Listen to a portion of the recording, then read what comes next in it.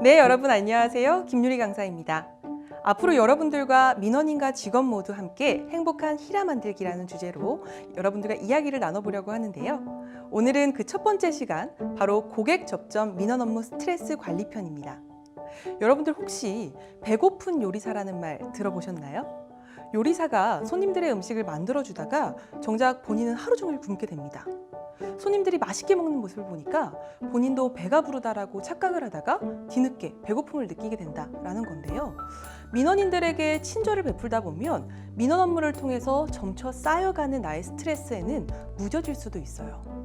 민원인이 행복하면 나도 행복하다라는 착각을 하다가 나도 모르게 쌓여있던 내 감정이 활화산처럼 폭발을 한다던가 또는 스트레스가 너무 쌓여서 건강에 문제가 생길 수도 있게 되죠.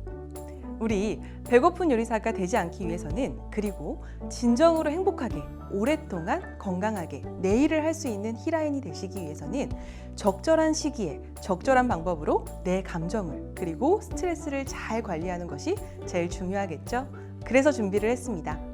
이번 영상에서는 과연 우리는 어떤 상황에서 스트레스를 가장 많이 받는지, 이 스트레스라는 것은 왜 생기는 건지, 스트레스를 받았을 때 우리는 신체적으로, 정신적으로 어떤 현상을 보이는지 알아보도록 하겠습니다. 네, 여러분들에게 질문 드려보겠습니다. 과연 스트레스가 없는 사람이 있을까요? 또는 스트레스는 무조건 나쁜 걸까요? 이 두 질문의 대답은 모두 아니오겠죠? 내가 스트레스를 받았다는 것은 무엇인가 잘하기 위해서 노력했다는 뜻이라고 합니다.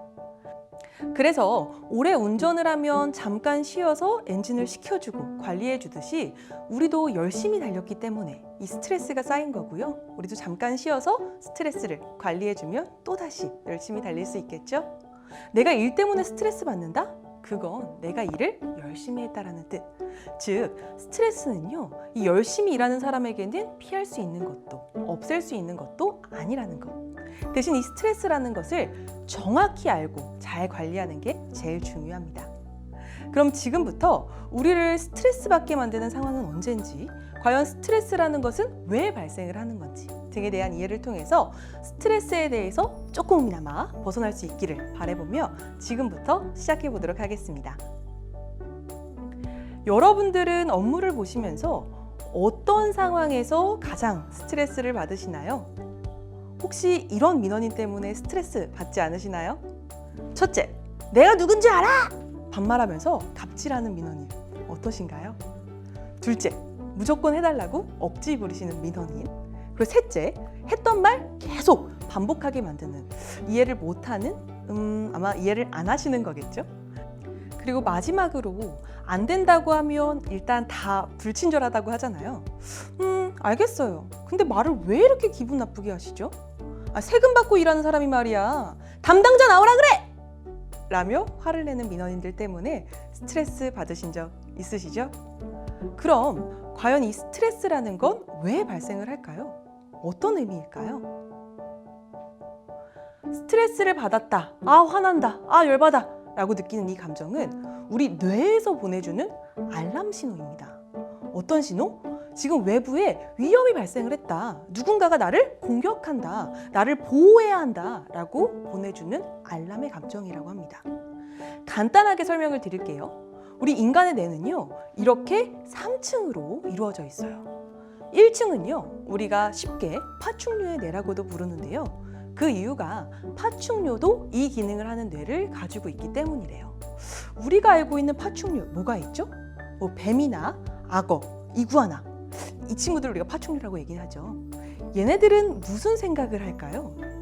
우리 심평원 고객 만족도 향상을 위해서 어떻게 노력을 해야 될까? 이런 고민할까요?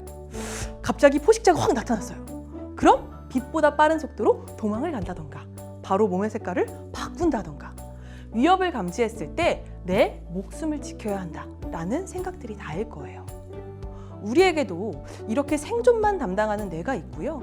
이 뇌를 파충류의 뇌라고 부릅니다. 그리고 2층의 뇌는요, 포유류의 뇌라고도 불러요. 왜? 포유류가 가지고 있는 뇌겠죠?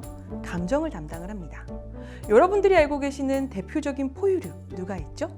강아지, 고양이, 그쵸? 그래서 반려동물 키우시는 분들 많으실 거예요. 특히 오랫동안 강아지 키우신 분들 이런 얘기 많이 하시잖아요. 얘, 걔 아니야. 사람이야. 우리 집 막내딸. 우쭈쭈쭈. 이렇게 사람처럼 느끼는 이유가 뭘까요? 그쵸? 감정이 교류되잖아요.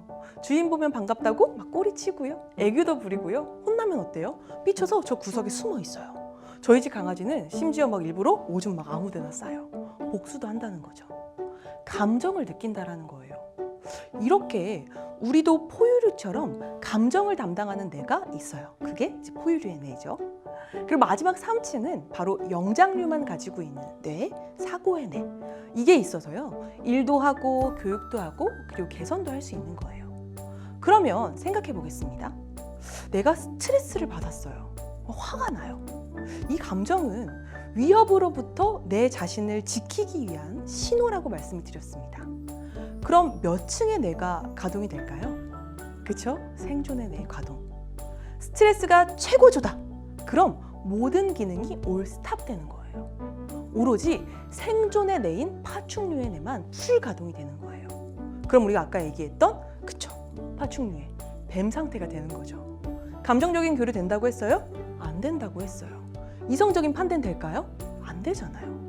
오로지 이 외부의 위협으로부터 나를 지켜야 한다라는 생각만 하게 되는 뱀 상태가 되는 거예요. 그래서 많은 학자들은요, 이런 스트레스의 상태, 위험한 상태를 비유를 해서 뱀의 뇌에게 말을 걸지 마라, 파충류가 지배하는 시장, 이렇게 표현을 하기도 했습니다. 그럼 이렇게 파충류의 뇌 상태가 되면 몸에서는 어떻게 반응이 일어날까요? 생각해 보겠습니다. 민원인이 야, 이 네모네 뭐야! 하면서 나한테 막 성질을 내고 있어요. 우리 그때 신체적 변화 한번 생각해 볼게요.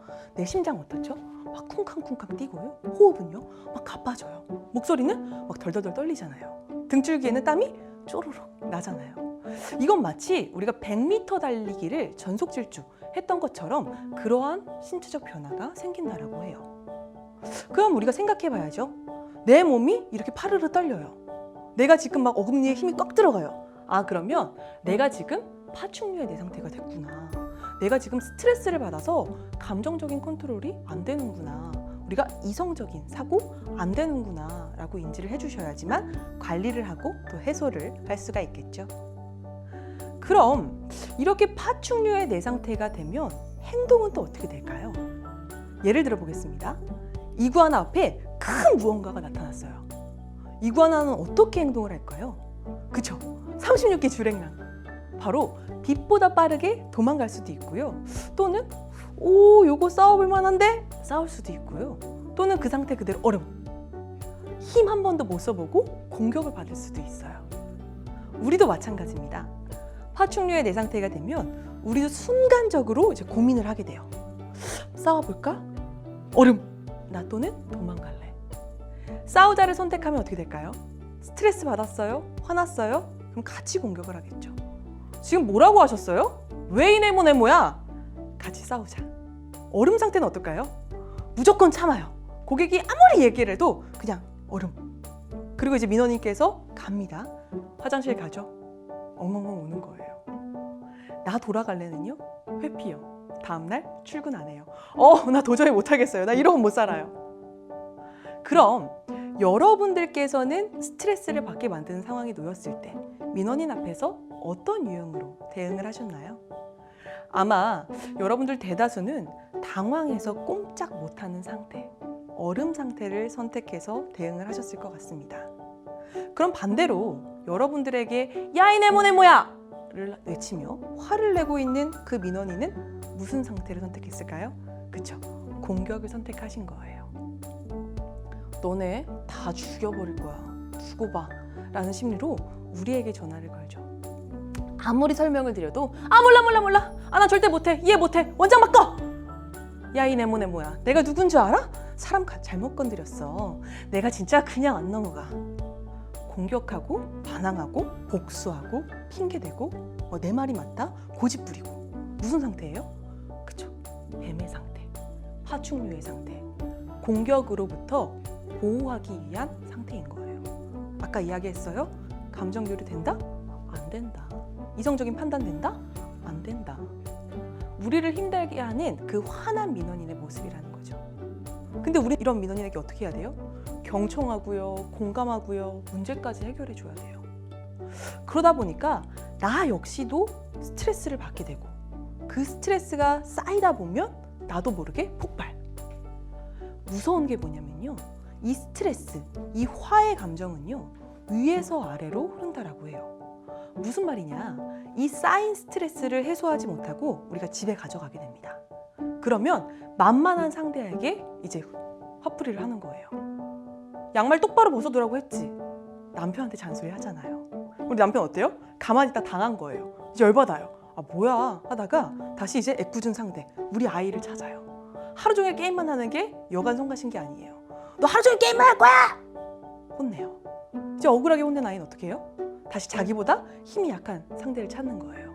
지나가던 동생, 지나가던 강아지 때리고 괴롭히고 화풀이를 하는 거죠. 결국 이 화의 공이 위에서 아래로 흘러 애초에 화를 유발시켰던 민원인과는 아무런 관련이 없는 우리 아이가 화의 종착지가 되는 거죠. 이 스트레스 자체는 나쁜 것도 없앨 수 있는 존재는 아니에요. 하지만 우리가 잘 관리하지 못하게 되면 엉뚱한 대상에게, 사랑하는 가족이나 지인에게 상처를 줄 수도 있다는 거죠. 그럼 우리 잘 관리해야겠죠? 그럼 이 스트레스를 어떻게 관리하면 되는지는 다음 영상에서 자세히 알려드리도록 하겠습니다. 감사합니다.